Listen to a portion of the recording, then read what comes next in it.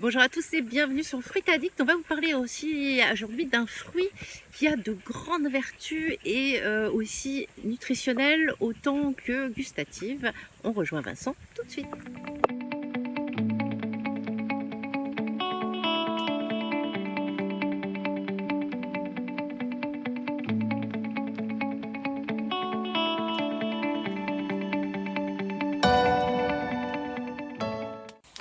Mais qu'est-ce que tu fais? Ah oui, salut les fruits addicts. Alors aujourd'hui, on est dans on va vous présenter un fruit qui est quand même assez particulier puisque c'est un des plus gros fruits, sinon le plus gros fruit qui existe, le jac. Voilà, et l'arbre, on l'appelle le jacquier. Donc là, ici, on se trouve sur un arbre qui a des fruits qui sont mûrs. Comment on sait qu'ils sont mûrs? Vous entendez le bruit? Voilà, ça résonne. Donc là, on a un fruit qui est mûr. Et en plus, il est mou. Donc on va celui-là. Et celui-ci fait tape par exemple? Ouais, c'est moins creux. Le son est moins creux. Voilà. Et c'est un petit peu plus jaune aussi, hein, Voilà. la croûte. Donc là, on va pouvoir déguster. Et c'est un fruit qui va pouvoir être cueilli. Voilà, il est à point. Hop. Voilà la bête. Ah purée. Ah, regardez-moi ça. Voilà. Donc là, c'est un petit fruit, Jack, hein, parce qu'il y a des fruits qui Ça sont... sent, sentez. Ça sent super bon. C'est un mélange de chamallow, de melon, ouais, de melon, ananas, banane, c'est très exotique. Alors, moi je vais vous parler un petit peu de sa culture. Bon, donc ça c'est c'est une espèce donc de fruit. Donc c'est un Artocarpus heterophyllus, famille des moracées. Voilà, donc pas mal d'espèces dans cette famille. Sont des fruitiers qui sont adaptés à des zones plutôt tropicales. Bon, le jac est un peu plus polyvalent, subtropical. C'est originaire d'où à la base? C'est originaire d'Inde, Bangladesh, mais c'est cultivé maintenant un peu partout dans le monde. On peut dire culture facile. Alors culture facile, oui et non, parce qu'on s'aperçoit qu'il y a quand même quelques maladies qui sont propres au jac. Et il n'y a pas de variétés qui ont permis un petit peu de trouver des solutions et de rendre l'espèce moins sensible. Donc on a deux types de problématiques. La première, c'est tout ce qui est, alors ils disent fruit rot en anglais, en français je ne sais pas comment ça s'appelle, c'est tout ce qui est pourriture de racines. C'est le pourridier un peu? Alors non, pourridier c'est encore autre chose, mais c'est tout ce qui est phytophthora. Voilà, donc c'est-à-dire qu'il faut faire attention parce que ce sont des arbres qui adorent l'eau, bien sûr, hein, comme la plupart des fruitiers. Voilà, des zones qui vont être sensibles à tout ce qui est inondation vont fragiliser Au ces niveau arbres. racinaire alors? Ouais, voilà, donc on a ces arbres qui vont parfois dépérir et mourir comme ça très rapidement et on s'aperçoit que le système racinaire a été atteint. Celui qu'on a perdu à côté de la maison, ça pourrait être ça? Ouais, c'est souvent le cas, ouais. Et puis l'autre problématique, elle concerne les fruits et les floraisons. C'est pareil, c'est un problème donc de pourriture là, qui concerne les floraisons et les fruits. Donc beaucoup de fruits qui avortent. Ça, c'est toutes les espèces, qu'on en a pas mal de fruits de bébés qui avortent. Ouais, on a plusieurs variétés ici d'Artocarpus, de jacquier, pardon, mais c'est vraiment propre au jac. Voilà. Il n'y a pas vraiment de... Alors si, bien sûr, après on peut rentrer dans du tout chimique avec des fongicides, hein.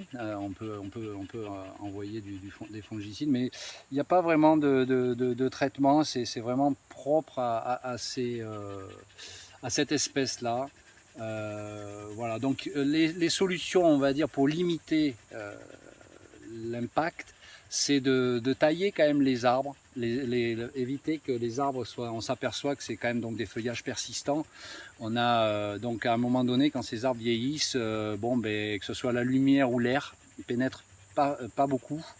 Et donc ces floraisons sont plus sensibles à l'humidité ambiante et donc développent plus facilement ces pourritures. Donc l'idée c'est quoi? C'est d'aérer un petit peu, c'est de tailler. Donc tu tailles en puits au centre ou tu... Ouais, on peut tailler, déjà les étêtés aussi, parce que c'est des arbres sinon qui montent Ça au ciel. monte, hein, ouais. Donc voilà, il n'y a pas de remède miracle, mais bon voilà, un peu d'entretien, un peu de taille permet de limiter un petit peu les effets de ces deux maladies là qui sont quand même assez problématiques. Donc on a aussi le besoin de toujours multiplier ces arbres sans cesse parce qu'on a quand même des vergers qui vieillissent mal quand même dans l'ensemble. D'accord, même voilà. si c'est issu de graines. Même si c'est issu de graines. Ouais, Alors, ouais. par exemple, pour la culture, quand c'est souvent issu de graines d'ailleurs, parce que les marcottes c'est difficile, parce que c'est souvent pas mal de latex. Donc c'est des marcottes. Ouais, donc les marcottes moracées, la difficiles. famille des moracées, on s'aperçoit que bien sûr sont des arbres qui contiennent, les arbres et des fruits qui contiennent du latex pour la plupart. Voilà, donc problématique à Marcoter. Je suis en train de voir, il y a un petit verre là-dedans qui sort, le fruit est vraiment mûr. C'est trop mûr qu'on va voir à l'ouverture. J'espère qu'il n'est pas pourri à l'intérieur. On va l'ouvrir avec vous. C'est vrai que bon, d'habitude ils tombent quand ils sont pourris, mais là, bon, il était encore accroché. Alors du coup, autant le faire à partir de graines. Ouais. La germination se fait vite. Oui, alors la multiplication, voilà, elle se fait.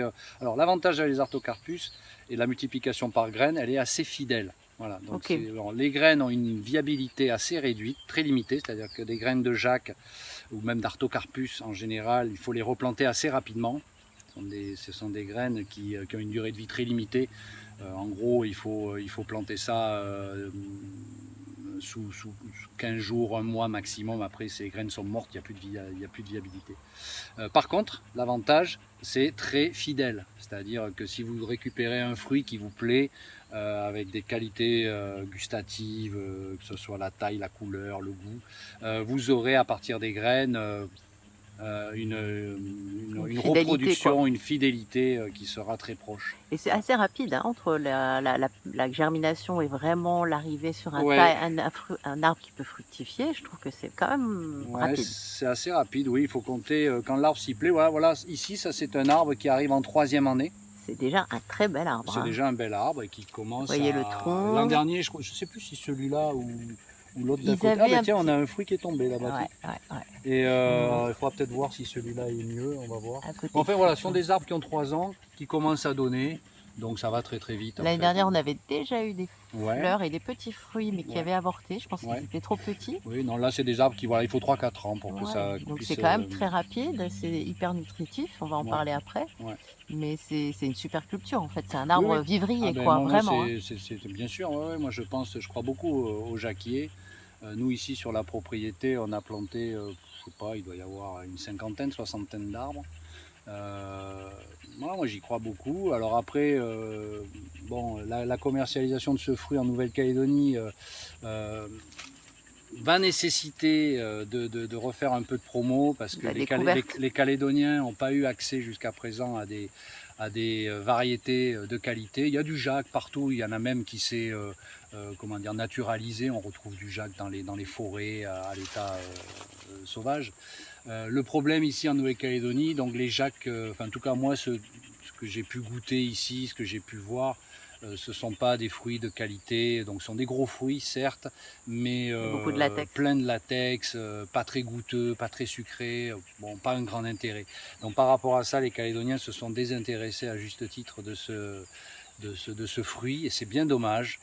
Donc là ici, ça ce sont des variétés australiennes, donc on s'aperçoit que ce sont des fruits qui sont plus petits. Ce sont des fruits qui font 3, 4, 5 kilos en moyenne. C'est moins effrayant d'acheter un fruit, c'est 3-4 kilos que 20 kilos. Déjà ça. Ensuite, ce sont des fruits qui contiennent très peu de latex. On va le voir là quand on va ouvrir. Mais même quand tu as cueilli, il n'y a pas de regarder. Oui. Bon alors là, il est très très mûr. Hein. Bon, on va l'ouvrir. Il est très très mûr, mais même quand on les coupe, là ça c'est un fruit qu'on peut couper là. Mais il n'est pas mûr. Si, il est mûr. Après c'est climactérique, hein, donc ça va continuer à mûrir. Vous voyez, donc il y a peu de latex. Voilà. D'habitude ça suinte. D'habitude ça suinte direct, voilà. Donc là, bon voilà, l'objectif c'est ça. Nous ici on a sélectionné des variétés. Très goûtues. On a des variétés qui sont très très goûtues, des variétés australiennes qui sont vraiment de qualité.